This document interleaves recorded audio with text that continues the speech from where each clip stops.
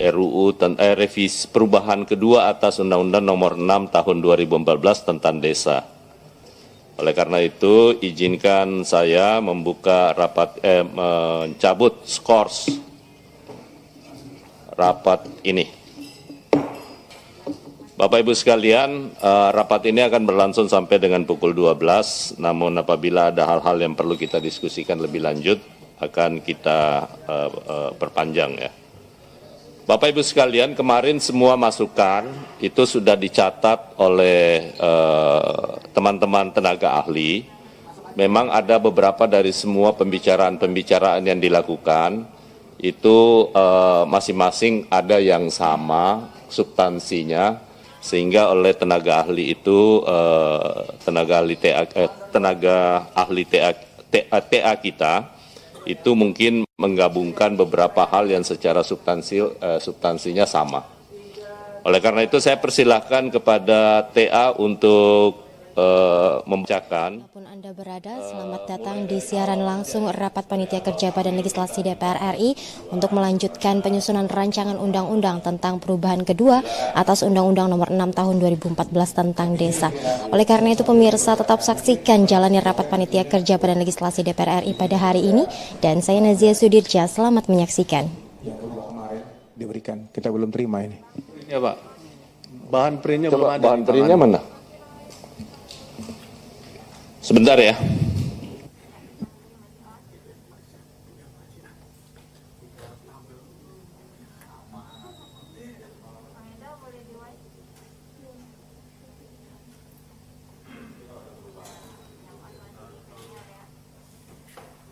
saran saya pimpinan, jangan disebarluaskan kepada siapapun.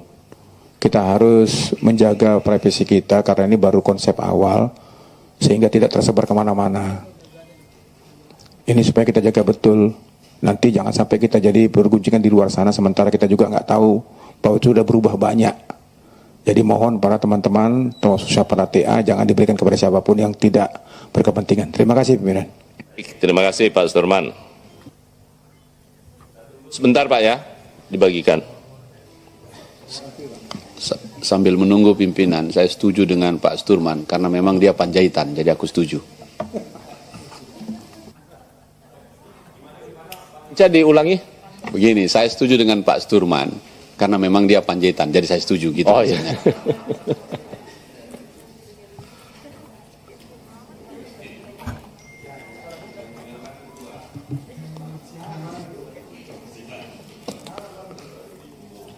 Bapak Ibu sekalian, yang penting sebenarnya adalah soal selama ini kan kita tuntut soal keterbukaan, dan hari ini juga kita live. Jadi itu kan sudah menjadi kebiasaan kita di Badan Legislasi sebagai bentuk pertanggungjawaban kepada publik. Hari ini mulai dari awal pembahasan RUU ini kita live. Sudah ya Pak? Sudah ya? Oh baik. Pak Anas. Siap, Ketua. Silakan, TA.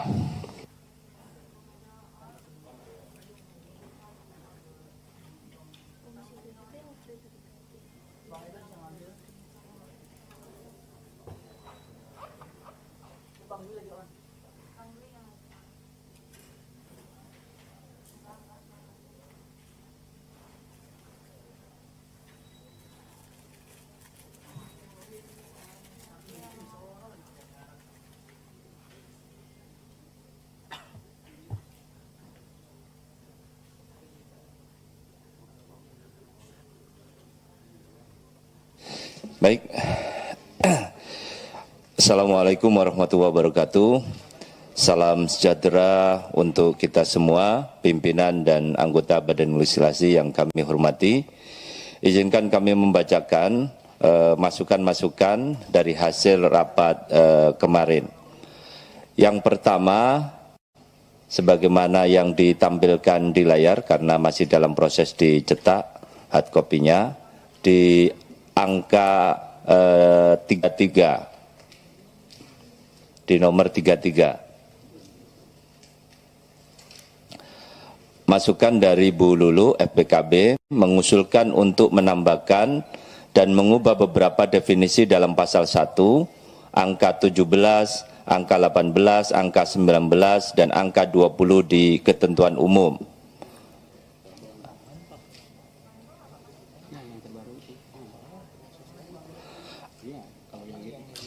Angka 17, definisi mengenai aparatur pemerintah desa, yang selanjutnya disingkat APD, adalah profesi bagi kepala desa dan perangkat desa yang bekerja pada instansi pemerintah desa.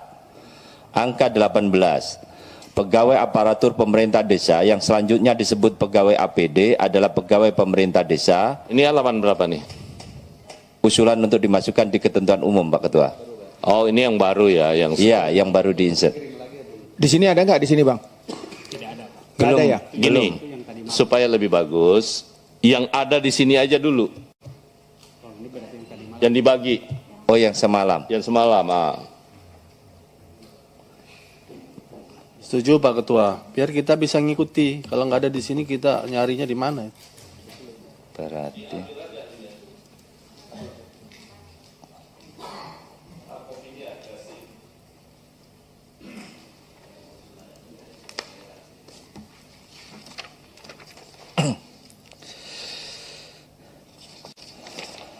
baik, izin pimpinan.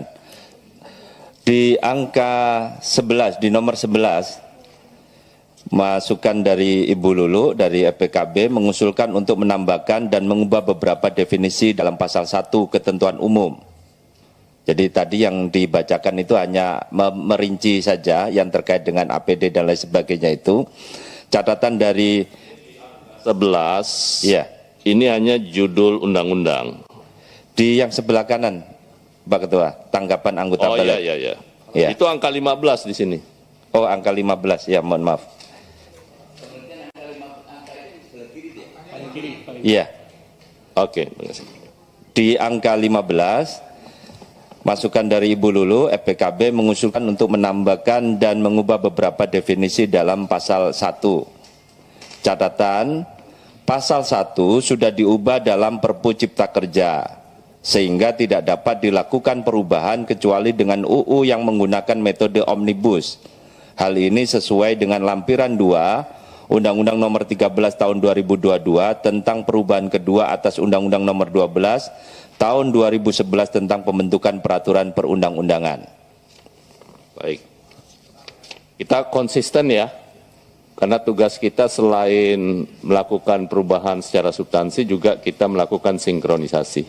Setuju ya, jadi kita tidak batal untuk masuk ya. Baik, lanjut. Di nomor 69, pasal 5A, ada masukan dari Pak Supriyansa, FPG, ditambahkan kata pusat setelah kata pemerintah. Kemudian masukan dari Pak Hinca, FPD, setuju dengan rumusan ayat 1, untuk ayat 2 harus diberikan akses untuk menghindari keterisolasian. 69. 9, Pak. 69, Bapak. Halaman 13. Baik.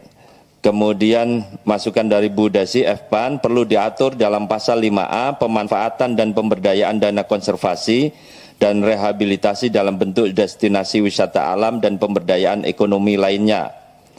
Masukan Pak Mukhlis, FPDIP, pasal 5A menyebutkan tidak hanya hutan dan kebun produksi, tetapi juga mengatur hutan konservasi dan hutan lindung atau register.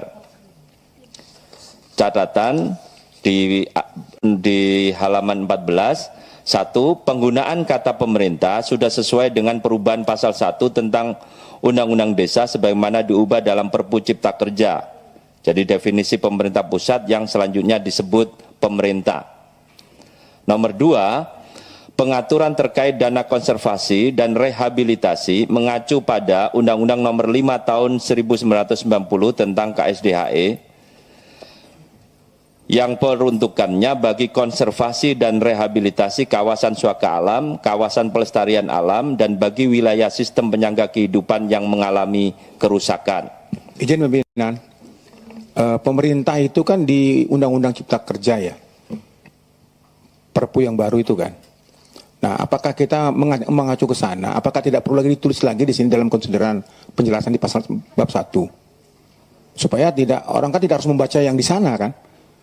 Disamakan aja kalau bahwa pemerintah pusat itu selanjutnya disebut dengan pemerintah supaya memudahkan kita, nggak perlu kita buka lagi ke undang-undang yang jauh di sana gitu. Supaya mempermudah orang membacanya. Demikian pimpinan, terima kasih. Silakan. Izin Pak Ketua, Pak Sturman, mohon maaf. Jadi tadi konsisten dengan yang masukan Bu Lulu untuk memasukkan tambahan definisi di ketentuan pasal 1 di ketentuan umum. Jadi konsisten dengan di Undang-Undang Cipta Kerja itu kan harus melakukannya dengan metode omnibus. Dan itu sudah diperbaiki di ketentuan Undang-Undang Cipta Kerja. Sehingga konsisten penyebutan pemerintah nanti mengacu ke sana. Maksud saya, kita kan tidak merubah Undang-Undang Cipta Kerja. Menyesuaikan aja. Di Cipta Kerja kan pemerintah pusat yang selanjutnya disebut apa kan itu kan. Coba deh baca lagi. Kita nggak merubah apapun. Ya, supaya jelas diciptaker. Ya. Coba dilihat aja. Tambahkan Pak ya. Kalau memang itu pemerintah pusat selanjutnya disebut pemerintah bla bla bla. Nah, di sini juga kita pemerintah pusat disebut dengan tidak menyimpang, tidak merubah apapun. Cuma memudahkan orang untuk membacanya gitu loh. Agar tidak melihat lagi omnibus itu. Ya. Terima kasih Pak Sturman yang kami hormati, Pak Pimpinan, mohon izin Bapak Ibu sekalian. Jadi memang di dalam Undang-Undang 6 tahun 2023 yang menetapkan Perpu 22 tahun 2022 tentang Perpu 2 tahun 2022 tentang Cipta Kerja itu salah satu pasalnya, jadi bukan hanya di dalam definisi operasional Cipta Kerjanya Pak Jenderal, tapi tentang bab Undang-Undang Desa pasal 1 diubah. Nah, kebetulan mengubahnya diseragamkan sama dengan 78 undang-undang yang lainnya. Pemerintah pusat selanjutnya disebut pemerintah. Dan itu yang berlaku di Undang-Undang Desa yang ada di Cipta Kerja juga. Makanya kita ketika menggunakan kata pemerintah konsisten dengan pasal yang diubah di sana gitu. Jadi bukan Cipta Kerjanya tapi pasal Undang-Undang Desa yang diubah di dalam Cipta Kerja. Nah, itu yang makanya kemudian kita agak kesulitan, terkunci, tidak bisa kita tulis lagi menjadi pemerintah pusat. Karena dia sudah mendefinisikan pemerintah pusat selanjutnya disebut pemerintah. Hanya konsistensi saja sih gitu. Sehingga nanti semua norma yang ada di sini menggunakan kata pemerintah. Demikian. Saya rasa kita setuju ya Pak. Karena masalahnya yang diubah itu Undang-Undang Nomor 6 di Undang-Undang Cipta Kerja, ya. Baik. Lanjut. Baik, kami lanjutkan di nomor 3 catatan hutan lindung, hutan konservasi dan taman nasional termasuk bagian dari kawasan pelestarian alam. Ketentuan ini mengacu pada Undang-Undang Nomor 41 Tahun 1999 tentang Kehutanan dan Undang-Undang Nomor 5 Tahun 1990 tentang KSDHE. Sehingga dapat dirumuskan usulan rumusan yang baru di halaman 15 di ayat 1, pemerintah menetapkan wilayah desa yang berada di kawasan suaka alam, kawasan pelestarian alam, hutan produksi, dan kebun produksi. Ayat 2, penetapan wilayah desa sebagaimana dimaksud pada ayat 1 diberikan beserta kemudahan dalam membuat akses publik bagi masyarakat setempat. Ayat 3, desa sebagaimana dimaksud pada ayat 1 berhak mendapatkan dana konservasi dan atau dana rehabilitasi berdasarkan ketentuan peraturan perundang-undangan. Ayat 4, ketentuan lebih lanjut mengenai penetapan wilayah desa, kemudahan membuat akses publik, dan pemberian dana konservasi dan atau dana rehabilitasi sebagaimana dimaksud pada ayat 1, ayat 2, dan ayat 3 diatur dalam peraturan pemerintah. Ada tanggapan? Saya rasa cukup ya. Nggak boleh nanya. Silakan. Ini yang lagi panja RUU KSDHE ini. Enggak. Kalau saya hanya mau mencoba membuka ruang diskusi terkait ini kan bicara batas konservasi dan lain-lain. Apakah sandingannya hanya KSDHE atau UUPA gimana ya? Karena ya maaf ya pimpinan gitu, terkadang ada, itu kan dari awal saya konsisten mempertanyakan sandingan dengan undang-undang yang beririsan. Karena mayoritas desa itu tidak bermasalah dengan undang-undang KSDAE, tapi malah UUPA gitu. Saya minta apakah ini sudah juga dipikirkan oleh kawan-kawan tenaga ahli untuk bicara UUPA gitu, disandingkan dengan KSDAE, karena bicara ini kan kurang lebih pasti juga sudah ada sedikit banyaknya beririsan dan nanti akan menjadi permasalahan baru. Itu aja sih yang diantisipasi, karena konflik desa itu bukan hanya konservasi tapi batas antara yang mana ranahnya UUPA dan KSDAE saja sampai sekarang kan masih belum selesai. Terima kasih pimpinan. Silakan. Memang sebenarnya ya ini ada satu problem. Ini kan terkait dengan perubahan soal undang-undang PA kita yang tidak lagi mengenal status, kita tidak mengenal lagi status undang-undang payung ya. Jadi dulu kita itu jauh lebih mudah karena ada Umbrella Act sehingga akan lebih mudah untuk mensinkronkan semuanya. Namun demikian saya persilakan kepada, silakan Pak Firman. Baik, terima kasih pimpinan. Saya menegaskan yang disampaikan Bu Kiki tadi yang terkait dengan dana konservasi. Dana konservasi dan dana reboisasi sekarang ini kan masuk ke postur APBN.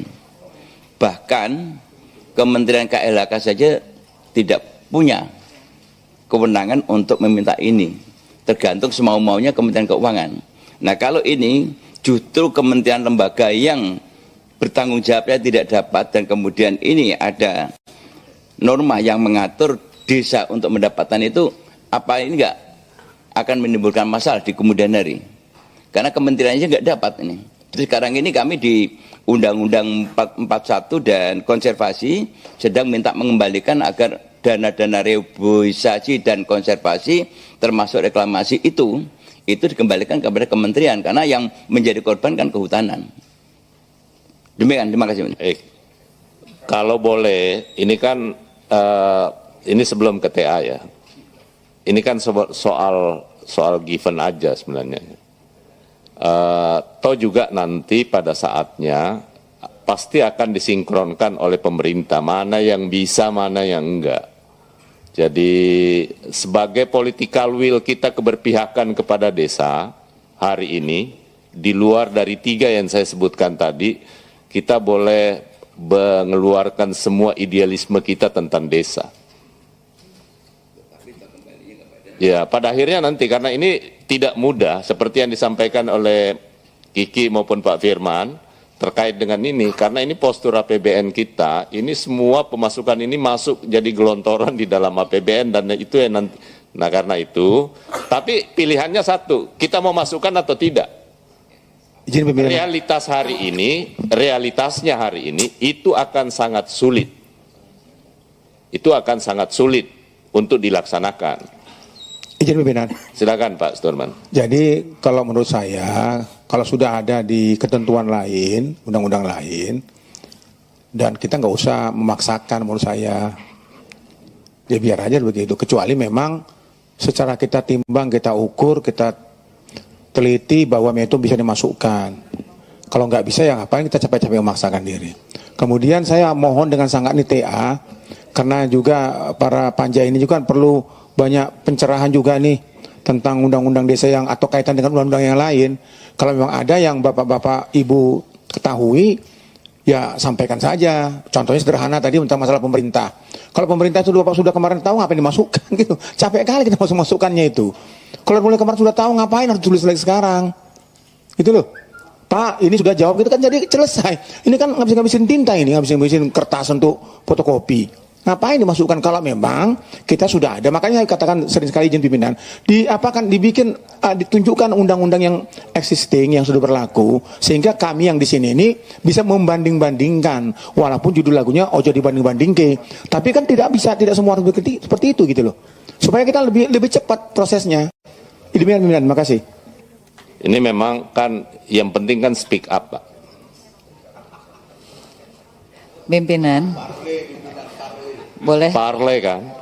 Jadi karena kita parle, jadi speak up itu penting, Pak. Silakan Kiki. Sedikit saja. Ya itu dia sih. Speak up dengan menjaga ritme dan konsistensi kan begitu ya pimpinan. Itu. Jadi maksudnya saya hanya menegaskan kepada kawan-kawan TA dan khususnya kepada pemerintah gitu bahwa di pasal 5A ini ada yang sampai hari ini secara historis dan sampai hari ini memang antara UUPA dan Undang-Undang KSDHI ini unsolved. Sedangkan tujuan dibentuknya sebuah undang-undang itu adalah kepastian. Saya takutnya ekspektasi kita semua di sini berpihak dengan apa yang disampaikan tadi oleh ketua. Oke, tapi jangan sampai gitu yang di-expect sama para aparat desa ini tidak sesuai juga. Ya, ini saja ya. Kalau memang pemerintah menyanggupi syukur, tapi kalau tidak kan harus ada solusinya. Jadi itu saja yang mau saya sampaikan. Terima kasih pimpinan. Baik. Ini sebenarnya kan di draft itu tidak masuk ya, tapi ini kan aspirasi dari semua kawan-kawan yang ditampung ini. Nah, supaya tidak menimbulkan perdebatan, saya mau tanya saja supaya kita ambil keputusan. Silakan teman-teman PDIP, ini kita mau masukkan atau enggak? Izin pimpinan. Ya Pak. Kalau memang sudah ada di tempat lain yang sudah diatur dengan kementerian badan lain seperti dikatakan oleh Ibu Kiki Fatmala tadi itu, jangan kita paksakan dimasukkan, maksud saya gitu loh. Ini dari kami PD Perjuangan. Ini pembagian ke desa belum ada di undang-undang yang lain, Pak. Maksudnya ada nggak di peraturan lain? Tidak ada. Kalau nggak ada silakan dimasukkan. Tapi Ini kalau sudah ada di kementerian lain atau di undang-undang yang lain nggak perlu masukkan lagi. Nanti kan bertabrakan kita nanti. Ya, ini belum ada. Justru usulan ini kenapa saya bilang penting? Karena dari kawan-kawan itu, ini kan buat apa namanya ya? Secara politik kita berusaha menjadikan desa sebagai pusat pertumbuhan. Nah, termasuk di dalamnya adalah memperbesar seberapa besar nanti desa itu punya sumber-sumber penghasilan yang lain. Tapi apakah itu nanti bisa, itu akan sangat ditentukan oleh pemerintah. Karena seperti yang disampaikan oleh Pak Firman tadi. Pimpinan, selama itu tidak bersinggungan dengan undang-undang lain dan untuk mensejahterakan masyarakat desa, kami PD Perjuangan setuju. Baik. Silakan Pak Firman. Ketua, kalau itu dimasukkan, maka saya mengusulkan agar khusus pasal ini nanti ada penjelasan. Karena tadi saya sampaikan, KLHK saja tidak ada diatur dalam undang-undang itu. Alasannya adalah di dalam penjelasan bahwa ini bentuk tanggung jawab dan keterlibatan bahwa desa itu punya tanggung jawab untuk pelestarian lingkungan. Itu harus dimasukkan. Jadi ada argumentasinya. Karena masyarakat yang paling dekat dengan hutan itu kan desa. Sehingga ada bentuk tanggung jawab di situ. Kalau diserahkan KLK belum tentu juga dimanfaatkan untuk itu. Tetapi kalau itu diserahkan kepada desa, maka desa punya kewajiban setiap lingkungan, setiap hutan yang ada di lingkungannya, desa punya tanggung jawab. Ini konsekuensi. Untuk menerima anggaran tapi harus tanggung jawab untuk melestarikan lingkungan. Itu di dalam penjelasan. Makasih pimpinan. Baik, langsung dicatat ya usulan Pak Firman bahwa kalau itu pun terjadi pemanfaatannya dalam rangka untuk pelestarian. Di penjelasan ya. Artinya FPG juga setuju. Silakan Gerindra. Izin Bang Ketua. Oh, sorry. Saya gilir dulu ke fraksi dulu Pak Budi ya.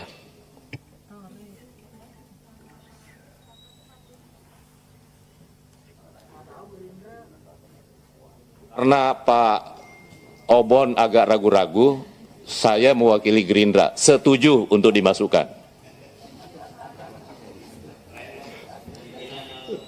Silakan ke fraksi Nasdem. Setuju dimasukkan ya? Baik.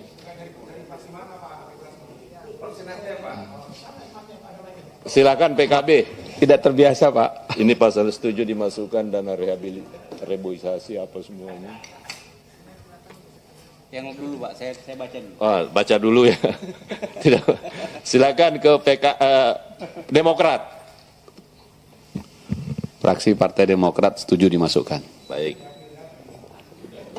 Silakan ke PKS.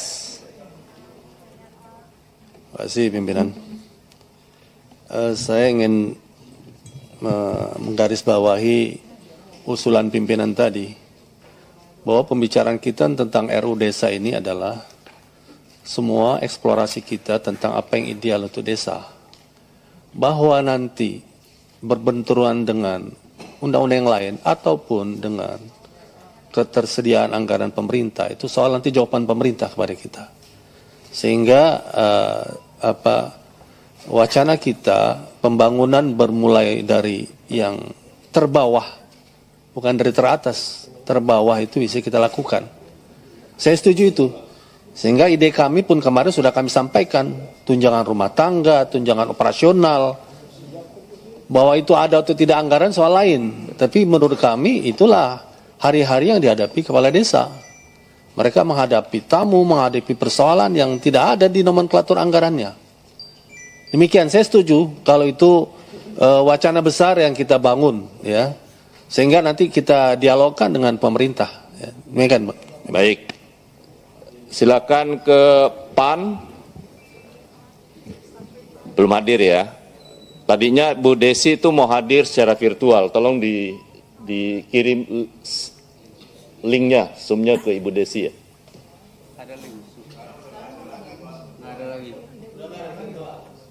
Oh, sudah nggak boleh ya? Kecuali paripurna, baik. Bukan, nanti diklaim lagi. Kemarin saya diklaim, katanya kita umumkan. Kita tidak pernah umumkan adapun satu fraksi setuju atau tidak. Kecuali tidak hadir dan tidak hadir. Ya, kalau nggak ada PKB gitu. Ya, PKB. Silakan PKB dulu nih, sebelum ke Pak Anas ya. Sebentar Pak. Sebelum ke PKB, saya karena Bapak tadi giliran ditunda, saya ke Pak Anas dulu, Pak. Terima kasih. P3 setuju dimasukkan. Baik. Silakan ke PKB. Ya, PKB prinsipnya setuju Ketua, selagi memang memberikan akses kemudahan bagi desa, terutama peningkatan fiskal desa. Jika ada berbenturan dengan undang-undang yang lain, nanti kita minta undang-undang yang lain menyesuaikan dengan undang-undang ini. Kira-kira begitu. Terima kasih, pimpinan. Ini kelihatan sekali kalau yang punya menteri desa ini kayaknya. Baik, semua fraksi sudah ya. Sekarang saya serahkan ke Pak Johan Budi. Ya, saya sedikit aja Pak Ketua. Maksud saya itu yang kemarin rapat-rapat itu yang kayak begini Pak Ketua. Jadi langsung diketik, jadi sehingga kita bisa perdebatkan itu, kita bisa tahu gitu loh. Ini bagus nih, perlu diapresiasi yang sekarang ya. Kalau kemarin saya nggak apresiasi, kalau sekarang kita apresiasi. Terima kasih. Makanya kita sangat butuh Pak Budi ada di Badan Legislasi. Bapak jangan pindah-pindah dari Badan Legislasi, Pak. Baik, Bapak Ibu sekalian, dengan demikian seluruh fraksi setuju ya, untuk tetap kita masukkan. Lanjut. Halaman 20 di nomor 109. Halaman 20 nomor 109. Masukan dari Pak Sahrul FPKS, perlu ditambahkan tunjangan operasional untuk jamuan tamu. Masukan dari Pak Obon FPD, mohon maaf keliru itu.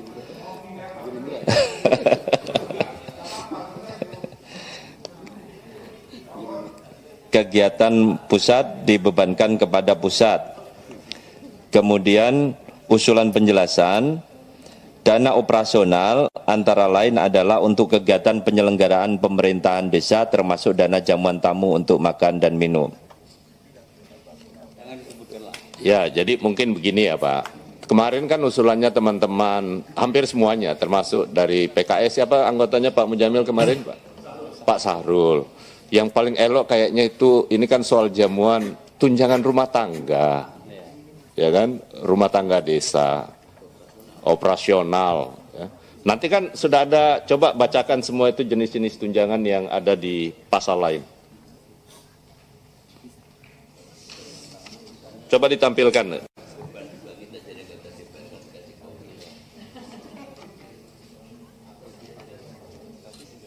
Dana operasional, Izin Pak Ketua dan anggota yang terhormat, jadi ini dimasukkan karena memang yang terkait dengan dana operasional itu adanya di huruf H.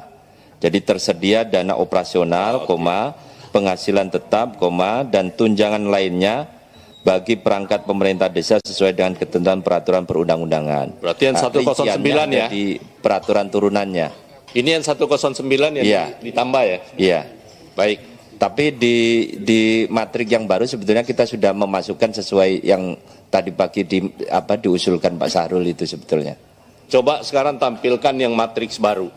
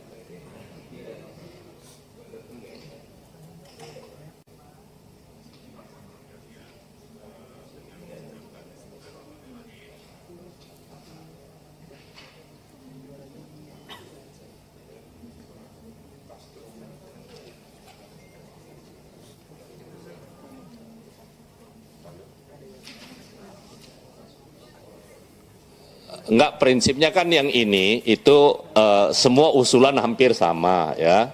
Jadi yang sekarang rumusan di huruf A itu huruf A ya. Jadi huruf A itu tersedianya dana operasional, penghasilan tetap dan tunjangan lainnya bagi perangkat desa sesuai dengan ketentuan perundang-undangan. Ini ada di penjelasan enggak? Dijelaskan enggak? Ya, itu usulan penjelasan Pak Ketua dari dana operasional karena kemarin kan stressingnya kan di dana operasional. Jadi dana yang dimaksud dengan dana operasional itu adalah, tapi ini kan ada penghasilan tetap, masa tunjangan operasional jadi penghasilan tetap? Bukan, maksudnya di situ normanya tersedia dana operasional, penghasilan tetap dan tunjangan lainnya.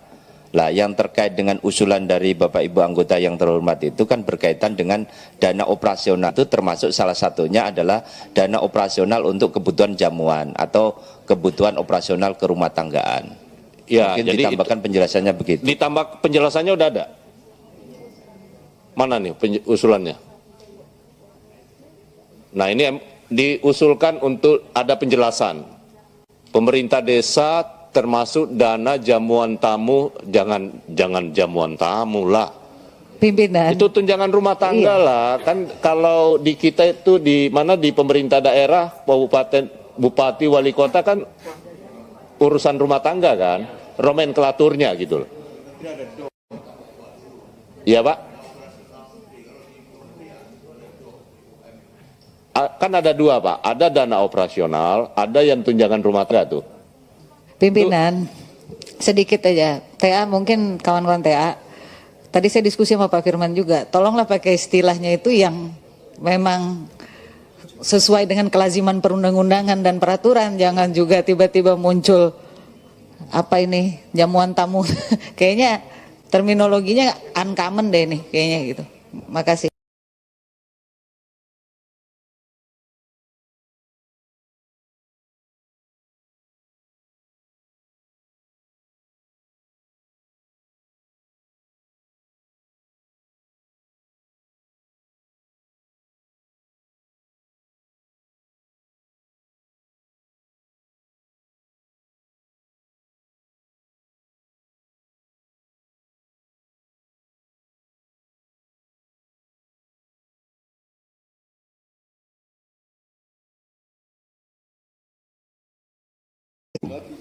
Ini ada masalah serius yang dihadapi kepala desa.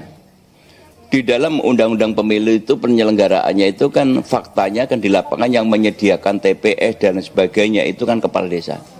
Tetapi untuk anggaran untuk kepentingan yang terkait dengan kegiatan di KPU itu tidak ada anggaran di KPU maupun di undang-undang lainnya.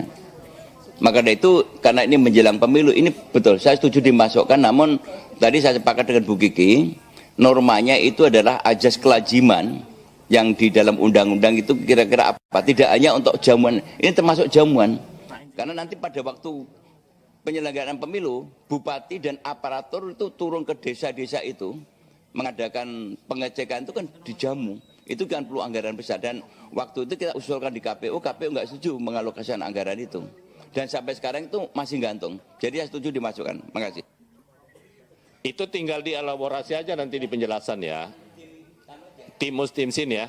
Jadi urusan rumah tangga itu termasuk di dalamnya adalah jamuan kayak gitu. Bukan, maksudnya itu yang penting kan sinkronisasi. Ya, sinkronisasi. Oke ya, setuju ya? Pak. Tunggu Pak. Pak Obon, ya, silakan. Ini sebentar. Ini masih ada mau tambahan? Saya sudah ketok nih Pak Obon. Substansi yang saya sampaikan terkait dengan kegiatan pusat Pak, bukan tentang operasional desa. Kalau operasional dan operasional kita sepakat. Tentang kegiatan pusat, ini kan sering, atau proyek-proyek nasional atau apapun. Kemarin saya ambil contoh, misal terkait dengan saat COVID. Nah, seyogianya itu tidak masuk dalam anggaran desa, tetapi dalam poin-poin yang ada, pasal-pasal yang ada, saya coba cari di mana memang nggak ada masukin pasal ininya itu Pak. Tapi secara prinsip tadi kegiatan pusat ya harus pusat yang menanggung, bukan dibebankan kepada pemerintah desa. Makasih Pak. Saya rasa kalau itu Pak Obon ya, nanti kalau ada kegiatan pemerintah pusat ya pasti pemerintah pusat yang akan keluarkan. Mana mungkin dengan kegiatan pemerintah pusat, tapi kalau kita masukkan terlalu jauh dalam norma, kelihatannya agak kurang apa ya, kurang ya. Tapi kita menangkap isinya yang disampaikan oleh Pak Obon. Baik, lanjut. Baik, kami lanjutkan di halaman 33. Nomor 201.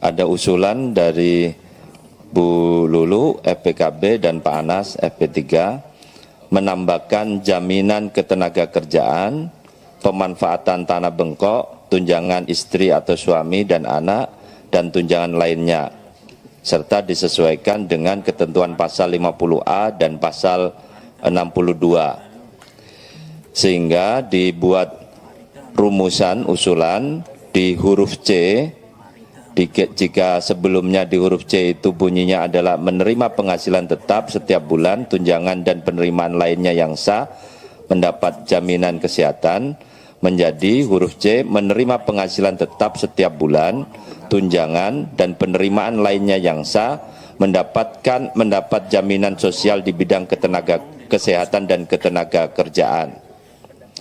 Kemudian ditambahkan usulan penjelasan di huruf C itu, yang dimaksud dengan tunjangan antara lain adalah tunjangan istri atau suami, tunjangan anak, tunjangan kinerja, dan tunjangan hasil pemanfaatan tanah bengkok. Pimpinan. Silakan. Ini mau bicara dulu Pak Sturman dulu ya. Saya serahkan ke fraksi dulu. Siap. Ya, mau fraksi. Terima kasih Pak. Ini tanah bengkok ini apa yang bukan lurus maksudnya? Jadi penjelasannya jangan tetap bengkok. Kenapa nggak lurus kita bikin? Ya. Jadi gini. Yang dimaksud dengan tanah bengkok adalah bla bla bla gitu. Jangan tetap bengkok lagi tulisan di sini penjelasannya. Tambah bengkok barang itu. Ya. Nggak semua orang tahu bengkok itu Bang. Ya. Di kampung kami nggak ada yang bengkok. Kampung saya nggak ada Pak tanah bengkok. Kas desa maksudnya Jawa. Jawa aja itu sektoral aja. Baik. Nanti ya usulan Pak Sturman itu menjadi hampir semua sepaham ini menyangkut soal istilah tanah bengkok itu. Tadi Pak Awi singgung nih. Bengkok atau bengkok Pak? Bengkok. Ya. Bagaimana kita mengatakan itu E atau E? Tergantung Bapak berasal dari mana. mati, menteng kita bilang menteng, sama aja kan? Iya. Setuju Pak, setuju. Ketua, itu silakan. Kalau nggak salah ada istilahnya itu tanah kas desa begitu kalau nggak salah ya. Karena kalau di Madura itu bukan bengkok, percaton gitu. Malah kalau semua itu diakomodir repot nanti panjang itu. Jadi usulannya adalah tanah kas desa, mungkin ditambah lagi contohnya di Jawa dikenal dengan tanah bengkok, kan di penjelasan. Di Madura dikenal dengan percakon. Ya kan supaya lebih jelas ya. Ya. Pak Firman. Baik, terima kasih Ketua. Saya ingin menanyakan saja, bagi desa yang tidak punya bengkok, bagaimana ini pengaturannya? Karena ini juga ada yang, ini kan tidak semua desa itu punya bengkok. Ada juga desa yang tidak punya bengkok. Terima kasih. Baik. Artinya ini perlakuan khusus berarti, karena di kampung saya kan nggak ada Pak, dapil saya. Tapi selama itu hukumnya hidup dan diakui berlaku, ya intinya kita tetap mengakui itu. Maksud saya gini Ketua, harus ada rasa keadilan bagi desa-desa yang tidak memiliki bengkok, juga harus ada aturan yang mengatur tentang hak dan hak mereka untuk mengenai ini, supaya ada keseimbangan itu. Kira-kira rumusan yang terbaik buat Pak Firman ini gimana ya? Artinya kita berharap desa bagi mereka yang belum memiliki dana kas desa, tanah kas desa itu wajib disediakan. Ya kan? Begitu solusinya. Tapi nanti ya tolong ya, maksudnya tolong rumuskan, kita mengerti maksudnya Pak Firman itu dari sisi aspek keadilan. Yang sekarang di Jawa dan di Madura ada, tapi di daerah lain ada. Nah di daerah lain ini kita juga harus beri afirmasi. Nah bagaimana caranya tolong rumuskan ya di penjelasan. Ya. Izin pimpinan, tambahkan sedikit tentang tanah bengkok atau bengkok ini. Mungkin kita nggak bisa samakan di semua daerah, Pak. Nggak semua daerah yang ada yang bengkok, ada yang lurus, kan macam-macam peristiwa apa. Dan itu asal muasal dari ribuan tahun yang lalu. Jadi nggak bisa kita tiba ujuk-ujuk karena kita membuat undang-undang kita paksakan semua setiap desa harus punya tanah kas desa. Nggak bisa juga seperti itu. Nanti kita memaksakan kehendak kita, akhirnya berbenturan dengan yang lain. Jadi yang ada monggo kerso di Lajeng Kemawon. Tapi yang nggak ada ya nggak usah dipaksakan. Demikian, makasih. Atau sedikit Ketua. Sebentar Pak, saya gilir ini. Silakan ke Gerindra. Nanti berikutnya saya mulai dari Pak Anas ke atas lagi. Ya, baik. Tanah bengkok atau TKD di beberapa wilayah memang berbeda. Kemudian dalam pengelolaannya pun ada, katakan satu desa mendapatkan 10 hektar sejak turun-temurun, bahasanya tadi beribu tahun yang lalu, tapi enggak segitu juga. Biasanya mereka dalam 10 hektar misal, ada yang dikelola oleh kepala desa secara langsung, ada yang disewakan, dan macam-macam. Ya saya rasa hal-hal teknis yang sudah berlaku dan baik, itu tidak perlu diatur secara konkret dalam undang-undang ini, biarlah berjalan. Karena kalau kita masuk pada hal-hal yang sifatnya mengatur tanah bengkok, mengatur tentang SK, yang lain-lain, sementara banyak hal substansi yang tidak kita atur. Sebaiknya kalau bicara tentang tunjangan keluarga, tunjangan yang lain-lain, itu sudah cukup. Tapi tunjangan tanah bengkok jangan masuklah, atau tunjangan kas desa, selama ini mereka sudah berjalan. Makasih. Baik, nah ini usulan baru lagi nih ya, supaya ini tidak usah, karena ini kan soal hukum yang sudah berlaku secara turun-temurun, bagi tidak perlu dibuat nomenklaturnya dalam undang-undang. Silakan silakan. Sebentar Pak, supaya saya adil, jangan nanti Gerindra sudah mengambil kesempatannya. Tadi Pak Johan Budi saya tidak kasih kesempatan juga. Nanti saya diprotes Pak Budi, Pak. Nanti habis ini Bapak yang terakhir. Silakan ke fraksi Nasdem.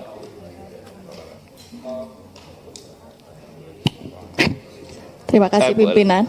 Untuk mengenai tanah bengkok ini, kalau di Sumbar ini namanya tanah adat, dan memang kami bisa dibilang semua desa atau nagari itu mempunyai tanah adat yang dapat dikelola.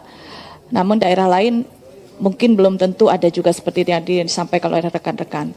Yang ingin saya sampaikan bahwa apakah seperti tanah khas desa ini juga ada berbentuk aset lain? Karena kita di sini membicarakan kemanfaatan daripada hasilnya kan ya. Hasil daripada tanah bengkok tadi apakah dikelola atau disewakan sehingga dapat menghasilkan dan menjadi tambahan untuk desa itu sendiri yang dapat dimanfaatkan untuk desa, baik untuk kegiatan maupun juga untuk perangkat desanya. Ini kami menerima usulan dari perangkat desa untuk dari dana tersebut dapat menjadi tambahan tunjangan bagi mereka dan juga dapat menjadi dana yang dapat dipergunakan untuk kegiatan rumah tangga desa. Demikian, terima kasih. Silakan ke fraksi PKB. Ya, Ketua, sebenarnya tanah bengkok ini itu zaman dahulu karena kepala desa ini nggak digaji.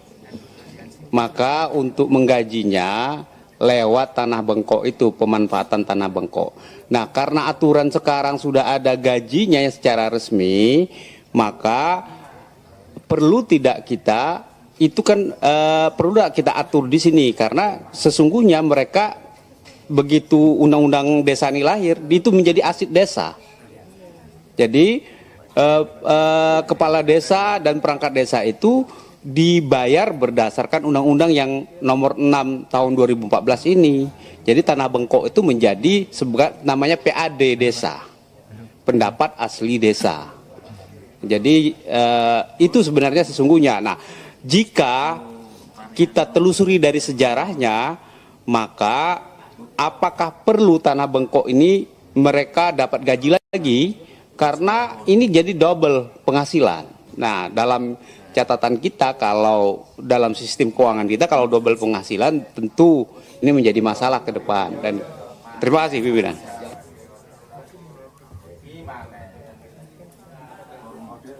Tapi ini meluruskan sejarahnya. Ya, oke. Baik, silakan ke Demokrat. Terima kasih, Ketua. Saya ingin juga menambah pemikiran, apapun namanya, yang kita sebut tanah kas desa atau tanah bengkok atau apapun namanya. Kalau kita lihat ke lapangan, khususnya di daerah-daerah perkebunan yang saya sejak kemarin sampaikan enklave dan terisolasi, tanah-tanah kas desa ini atau apapun namanya tadi, itu tidak semata-mata menjadi PAD, tapi lebih dari itu untuk antisipasi jauh ke depan agar desa mampu menyiapkan taman pemakaman umum bagi desa itu yang tersedia, terutama yang berbatasan dengan kebun. Dengan begitu, fasilitas umum atau fasilitas sosial itu kita antisipasi sejak sekarang. Yang sudah ada itu tadi penjelasannya oke, tapi juga ke depan itu menjadi penting. Sebuah bangsa yang besar, sebuah desa yang besar, jika ia juga menghormati para pendahulu-pendahulu pejuang desa itu, dan itu bisa diperlihatkan dari kemampuan menyediakan lahan itu. Nah, kalau kita lihat di kota misalnya, persoalan terbesar sekarang di kota adalah pemakaman umum itu. Di kampungnya Pak Sturman di Siantar, itu pemakamannya sudah sampai ke jalan, pemakaman umum dan seterusnya. Karena sudah habis, sampai bengkok-bengkok itu. Nah, saya mau katakan adalah, ini kesempatan kita untuk membuat undang-undang desa ini dalam konteks yang jauh ke depan, berpihak kepada kepentingan sosial dan kebutuhan masyarakat di situ. Karena itu, apa yang sudah difirmankan Pak Subagio tadi penting itu. Karena membaca jauh ke depan tadi ini. Ya, jadi saya berpendapat bahwa harus kita rumuskan dengan tepat antisipasi ke depan agar desa juga mempersiapkan dirinya yang suatu ketika meninggal juga menghadap kepada Tuhan Sang Pencipta, lokasinya ada. Jadi kita siapkan dari sekarang pimpinan. Terima kasih, itu dari fraksi Partai Demokrat. Baik, Bang Hinca, sekarang ini kan kita bicara soal tunjangan, ya kan? Ini tunjangan-tunjangan nih, penghasilan yang lain-lain. Tapi pikiran-pikiran Bang Hinca tadi, saya rasa nanti akan menyangkut soal prioritas-prioritas penghasilan desa tadi, alokasinya kemana. Silakan ke PKS, ke Pak Mujamil, luar biasa ini sekarang goyangannya dulu. Kemarin dengan merah, sekarang ke kuning gitu. Silakan Pak. Awat jadi ketua ini Pak.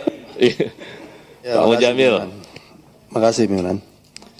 Iya, tanah kas desa atau tanah bengkok ini umumnya kan dimiliki oleh desa, apa istilahnya, desa induk, desa pemekaran. Kalau di Lampung mereka udah nggak punya ini, umumnya pada desa induk. Oleh karena itu kalau kita nyebutkan ini ya punya konsekuensi yang disebut Pak Firman tadi, atas nama keadilan semua meminta ini. Tapi nggak kita sebut, ini sudah berlangsung. Ya. Jadi menurut saya memang tidak perlu kita sebut tanah kas desa atau tanah bengkok ini. Kalau tadi kita mau rumuskan ulang pemanfaatannya seperti apa, ya kita buat penjelasan tersendiri untuk tanah kas desa atau tanah bengkok ini. Ya. Tetapi kalau kita tidak atur, ya dia berlangsung sebagaimana apa yang berlangsung saat ini. Gitu. Kita memasukkan, ya kita punya konsekuensi harus mengadakan lagi untuk desa-desa pemekaran. Dan pemekaran tuh banyak Pak, satu desa itu Pak. Ya. Ini saran kami, jadi menurut saya tidak perlu disebutkan di sini karena semua tidak memilikinya. Ya. Kecuali kita ingin mengatur tersendiri tanah kas desa atau tanah bengkok itu apa kedudukannya.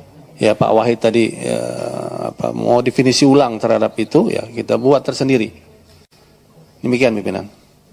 Baik, silakan ke Pak Anas. Terima kasih.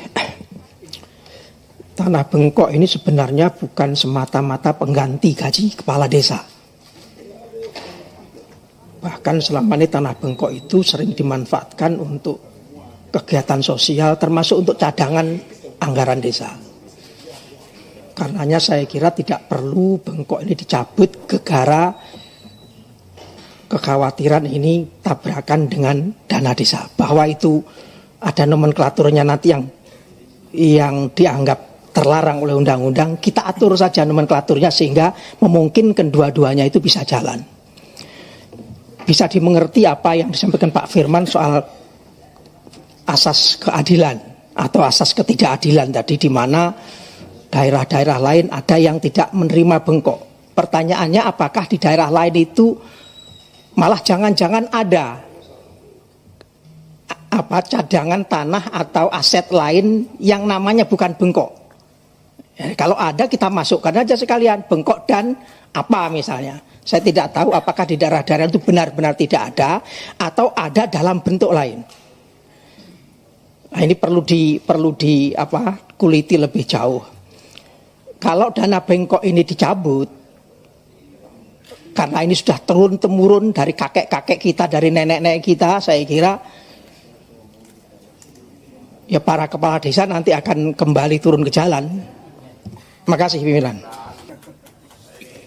Saya kasih ke Pak Hendro, silakan Pak Hendro. Terima kasih Ketua. Jadi saya sependapat dengan pimpinan tadi bahwa sejarahnya tanah bengkok itu adalah sebagai pengganti gaji. Kemudian dalam perjalanannya ini yang kita tahu Pak, itu bahwa tanah kas desa itu aturannya antara desa satu desa yang lain itu berbeda-beda juga. Karena ada yang dikelola oleh desa, kepala desa. Tetapi ada juga yang dibagi dengan perangkat-perangkatnya. Jadi kami tua dapat sendiri, kemudian bagian desa ada sendiri. Bahkan ada juga yang purna tugas itu dapat bengkok sendiri. Jadi begitu nantinya yang sekarang jabat ini ganti ini, yang ini ganti lagi, itu ada. Jadi kayaknya kalau mau diatur ini kok menjadi sulit, sulit sekali karena aturan ini. Karena yang pertama tadi apa yang disampaikan Pak Firman, kita untuk kesamaan keadilan kita harus mengadakan, bahkan aturan-aturan yang tiap desa ini akhirnya juga akan kita membuat satu peraturan yang mungkin juga akan menyusahkan desa yang sudah melaksanakan itu. Saya kira itu, Pak Ketua. Terima kasih. Ini kan sebenarnya kita ngatur soal tunjangan, ya kan, soal tunjangan saja ini. Boleh tidak kalau tanah bengkok itu satu kita tetap masukkan itu menjadi sumber tunjangan buat perangkat desa. Tapi sebenarnya dia lebih utama menjadi pendapatan asli desa.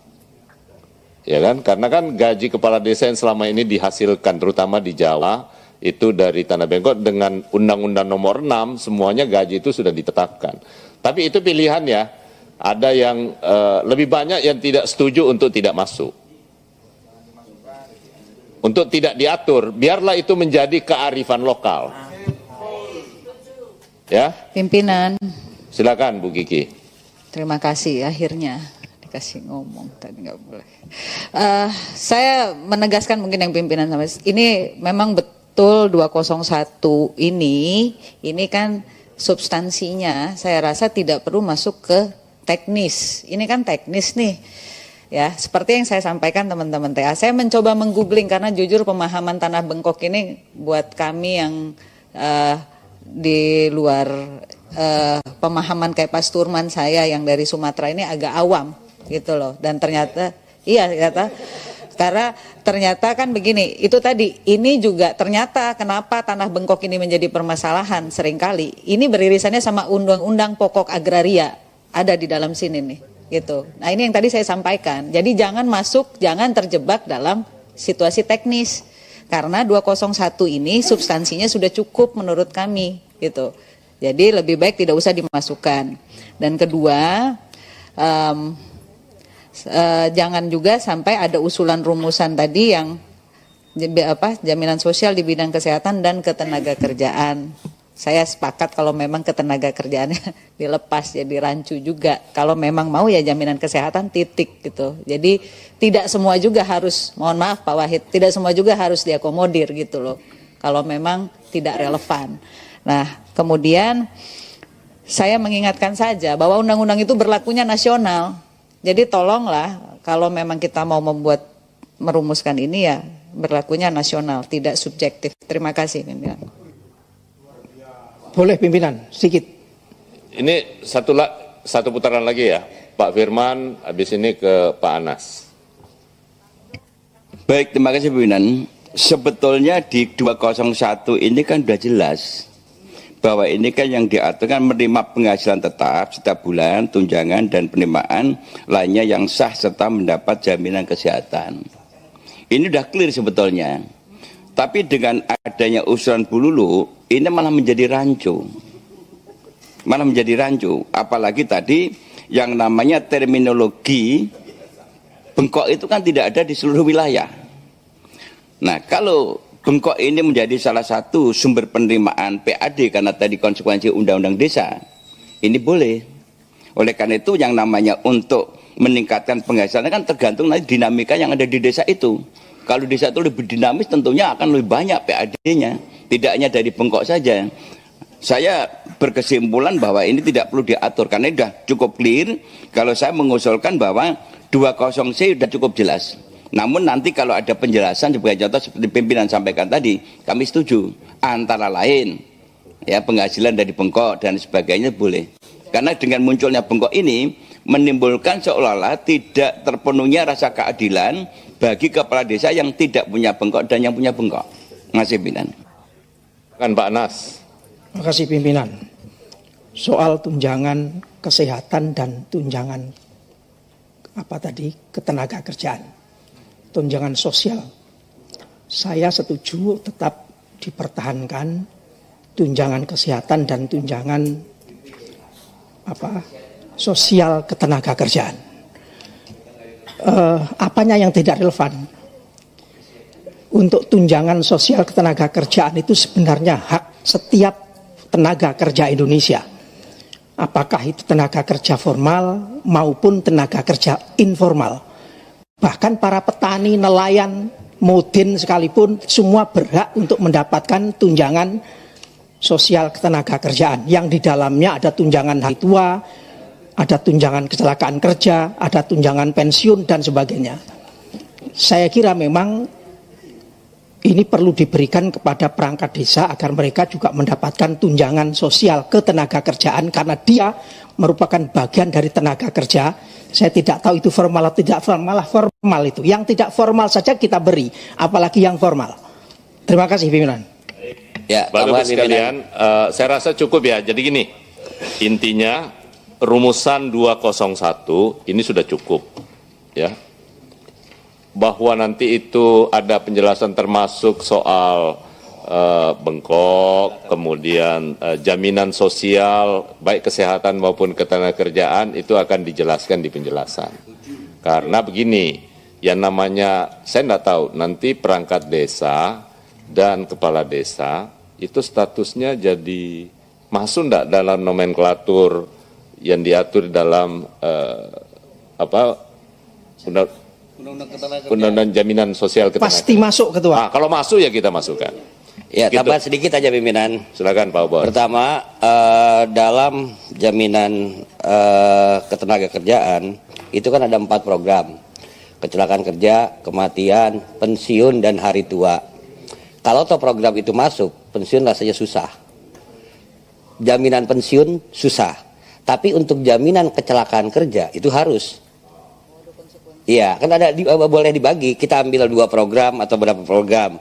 Begitu juga dengan jaminan kematian, itu juga penting. Sekarang kan rata-rata 40 juta itu lumayan, hanya dengan membayar 16 ribuan kalau nggak salah, dia akan mendapatkan jaminan ketika terjadi kecelakaan kerja di luar kesehatan dan ketika terjadi kematian. Paling 2 program yang mungkin. Terima kasih. Artinya dari 4 yang dijamin, itu boleh ikut 2, ya. Jaminan kecelakaan dan jaminan kematian ya. Saya rasa setuju ya. Lanjut.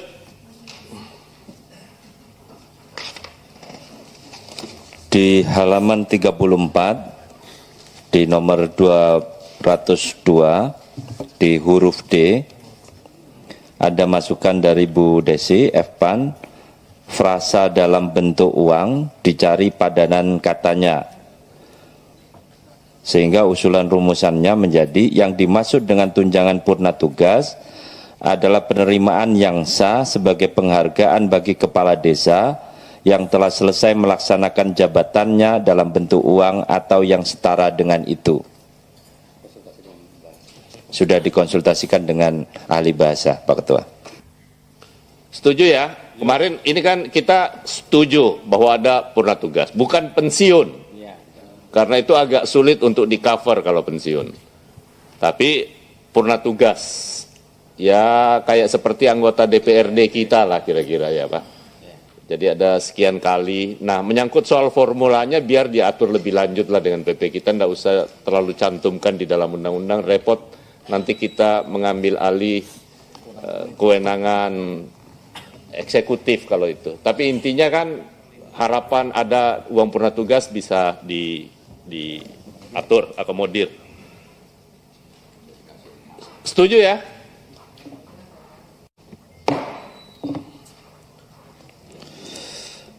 Halaman 34 di nomor 203 ada masukan dari Pak Johan Budi FPDIP dan Pak Obon FPD. Itu ada kesalahan di tulisan F Gerindra. Pak Obon mau lapor ke aparat penegak hukum enggak?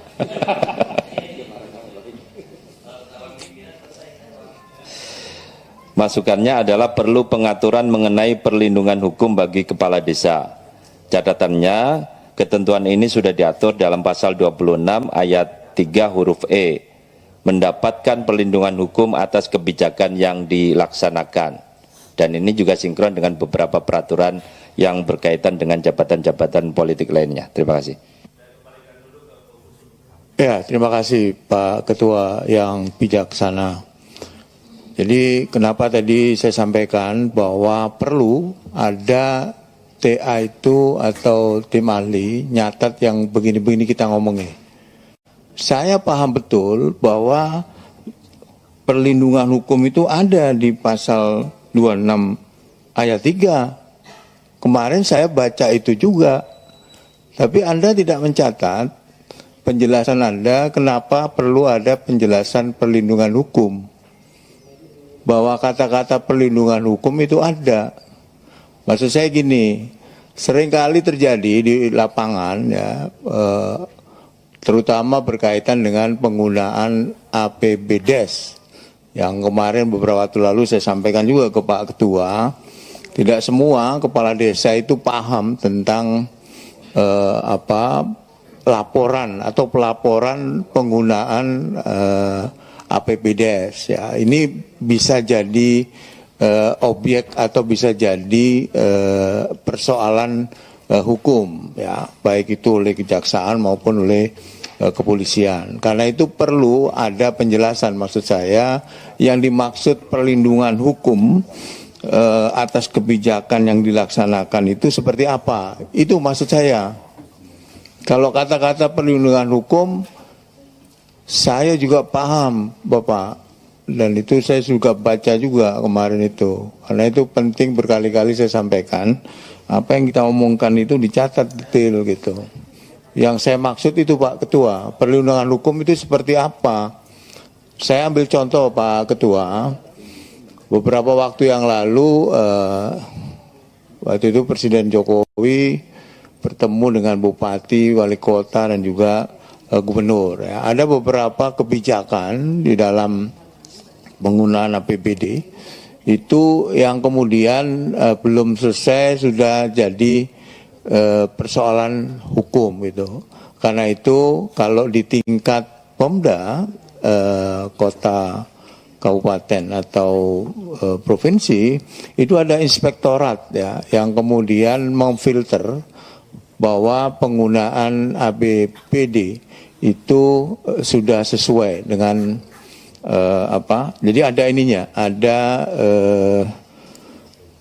apa istilahnya itu ada audit ya yang dilakukan oleh inspektorat, sehingga itu tidak boleh kalau sudah dari inspektorat itu tidak boleh dipersoalkan secara hukum oleh penegak hukum. Tapi ini khusus berkaitan dengan penggunaan APBD ya. Ini tidak termasuk misalnya ada wali kota atau bupati, gubernur terima suap gitu misalnya, bukan itu gitu. Tapi berkaitan dengan penggunaan APBD-nya. Nah, di dalam pasal 26 ayat 3 huruf E ini kan mendapatkan perlindungan, ini juga tulisannya perlindungan, salah juga ini, perlindungan hukum atas kebijakan yang dilaksanakan. Nah ini apa gitu maksud saya Pak TA. Jadi perlu ada penjelasan yang kemarin saya panjang lebar bicara itu. Begitu Pak Ketua, terima kasih Pak Ketua. Baik, jadi gini, rumusan pasalnya buat Pak Johan Budi udah clear.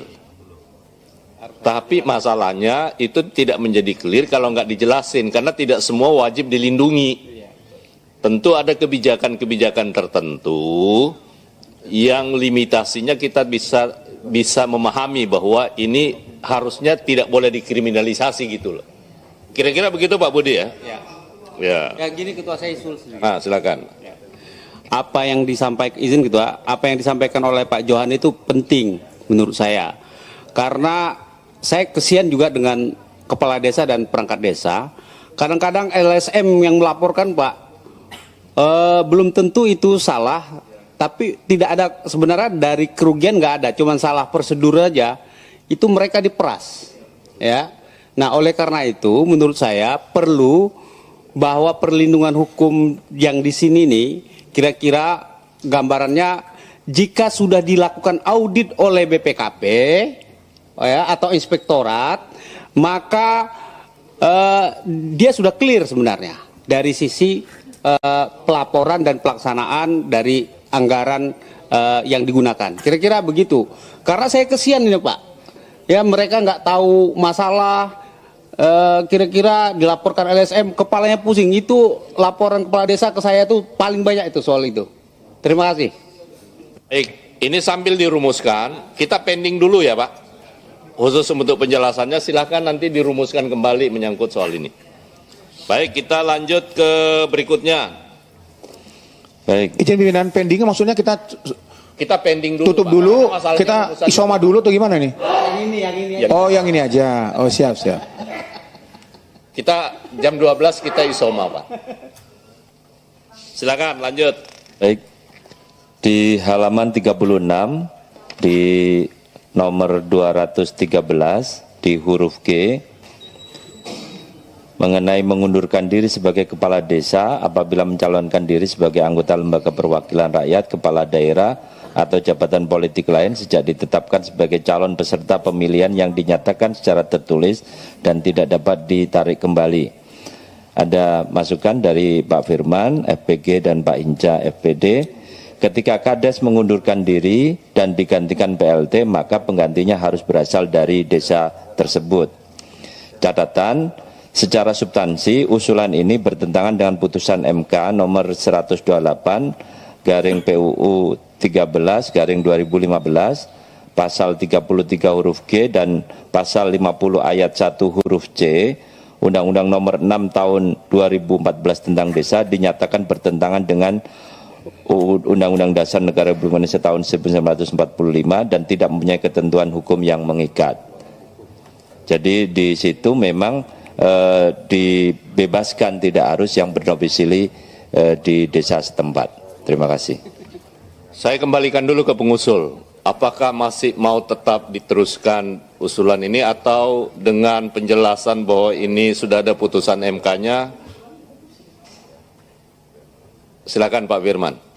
Kalau itu sudah menjadi keputusan MK, itu kan keputusan tertinggi, final and binding. Kalau saya minta memaksakan berarti saya akan berhadapan sama ketua MK. Baik, dengan demikian tidak perlu kita mendapat persetujuan ya karena Pak Firman mencabut. Baik. Silakan ke berikutnya. Di halaman 38 di nomor 227 di huruf A, memberikan dan atau menyebarkan informasi penyelenggaraan pemerintahan desa secara tertulis kepada masyarakat desa setempat setiap akhir tahun anggaran. Ada masukan dari Pak Johan Budi, FPDIP, apa yang dimaksud dengan informasi penyelenggaraan pemerintahan desa?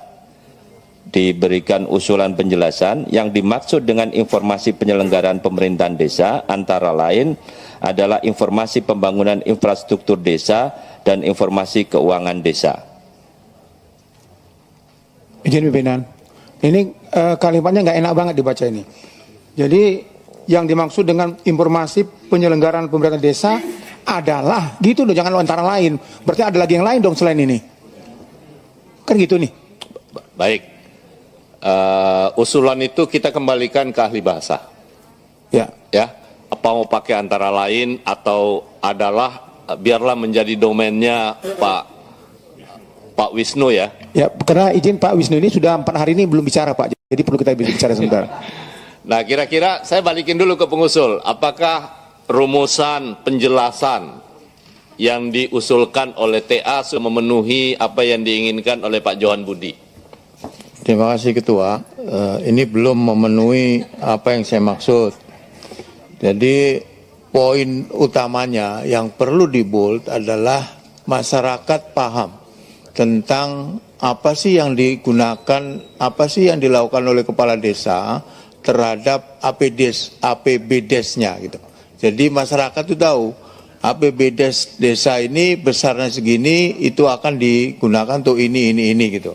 Nah, saya nggak tahu ini apa rumusan ininya, bukan soal pembangunan infrastruktur, tapi itu tadi, itu di beberapa desa sekarang itu sudah ada ditempel di balai desa atau di tempat balai pertemuan gitu, ditaruh di papan gede gitu, itu dijelasin APBDes desa X tahun anggaran ini itu ini digunakan untuk ini. Memang tidak detail banget ya, tapi ada di situ untuk misalnya pembangunan jalan sekian perlu waktu berapa, itu sudah ada gitu. Nah, maksud saya penjelasannya itu lebih kepada di persoalan itu sebenarnya. Jadi masyarakat desa mengacu pada bahwa pemerintahan desa harus memberi penjelasan kepada publik, informasi itu berkaitan sama penggunaan APBDes di desa itu.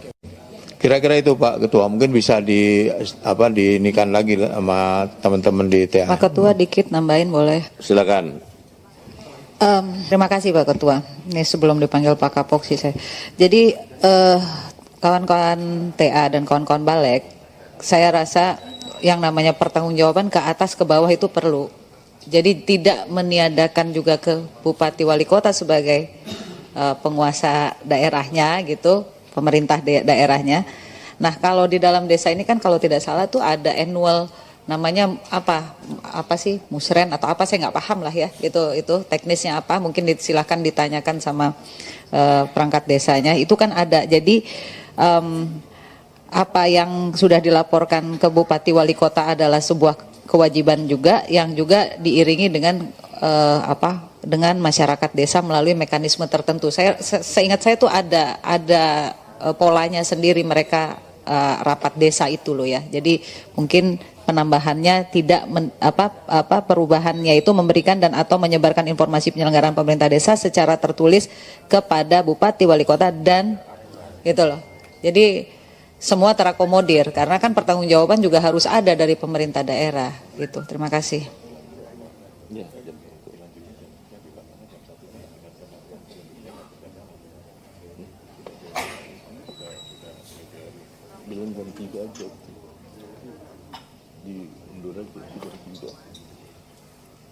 Baik, Bapak Ibu sekalian, terkait dengan usulan ini kita pending dulu ya untuk bisa dielaborasi lagi menyangkut soal apa sih itu penyebaran informasi, poin-poin apa yang penting. Ini bukan soal rumusan pasalnya, sudah bagus urusan pasalnya. Cuman di penjelasannya yang penting untuk dielaborasi. Ya, jadi poin-poin apa sih yang harus kita sebarluaskan? Baik Bapak Ibu sekalian, sekarang sudah pukul 12, kita sholat dulu dan teman-teman ada yang mau rapat fraksi silahkan. Insya Allah sidang saya skor sampai dengan pukul 1.